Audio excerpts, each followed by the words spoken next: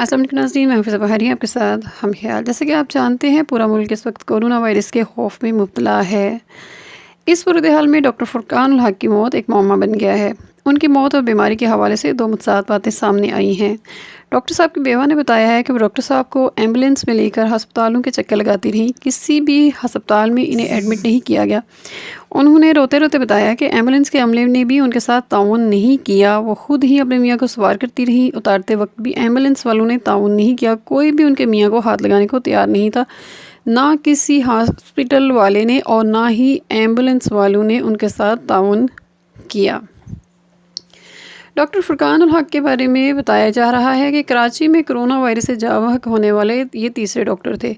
ابتدائی طور پر یہ بات سامنے آئی تھی کہ مبینہ طور پر بروقت وینٹیلیٹر نہ فراہم کیے جانے کی وجہ سے ان کی موت واقع ہوئی ہے۔ ڈاکٹر صاحب ماہر امراض قلب تھے جو حال ہی میں Karachi institute of heart diseases سے ریٹائرڈ ہوئے تھے۔ وہ کسی بھی کرونا مریض کا علاج نہیں کر رہے تھے۔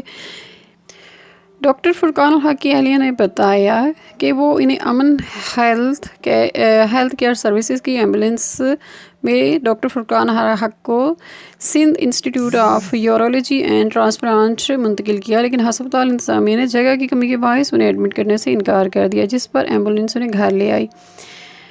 ان کی بیوہ نے بتایا کہ گھر پہنچنے پر انہوں نے ڈاکٹر فرقان کو ایک نجی ہاسپٹل منتقل کرنے کی درخواست کی جہاں وہ کچھ عرصہ کام کر چکے تھے، لیکن جب ایمبولینس انہیں لے کر وہاں پہنچی تو انہیں ایڈمٹ کرنے سے انکار کر دیا۔ اس پر میرے شوہر نے کہا کہ یہ لوگ مجھے نچا رہے ہیں تو مجھے گھر لے چلو۔ گھر پہنچنے کے کچھ دیر بعد ہی ڈاکٹر فرقان الحق کی موت واقع ہو گئی۔ جبکہ دوسری طرف یہ کہا جا رہا ہے کہ چونکہ ڈاکٹر فرقان اور ان کی اہلیہ دونوں پازیٹیو تھے، لہٰذا فکر مند تھے کہ اگر وہ دونوں ہاسپٹل چلے گئے تو محلے والے کیا کہیں گے، ان کی بیٹیوں کی دیکھ بھال کون کرے گا۔ کورونا مریض اگر وہ خود ایک پڑھا لکھا ڈاکٹر ہے جو ساری زندگی دوسروں کو صحت کی ہدایات دیتا رہا ہے، کیا وہ اتنے خوفزدہ تھے کہ معاشرے سے کٹنے کا خوف اور اپنی فیملی کے بارے میں وہ شدید قسم کی خدشات کا شکار تھے۔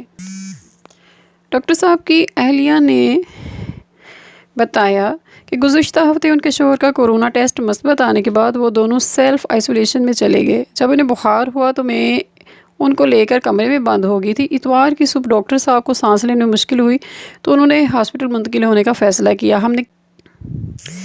کیونکہ ڈاکٹر فرقان کی طرح اور بھی بہت سے لوگ ڈرے ہوئے ہیں، کیونکہ وہ اور ان کی اہلیہ دونوں پازیٹیو تھے، لہٰذا فکر مند تھے کہ اگر وہ دونوں ہاسپٹل چلے گئے تو محلے والے کیا کہیں گے، ان کی بیٹیوں کی دیکھ بھال کون کرے گا۔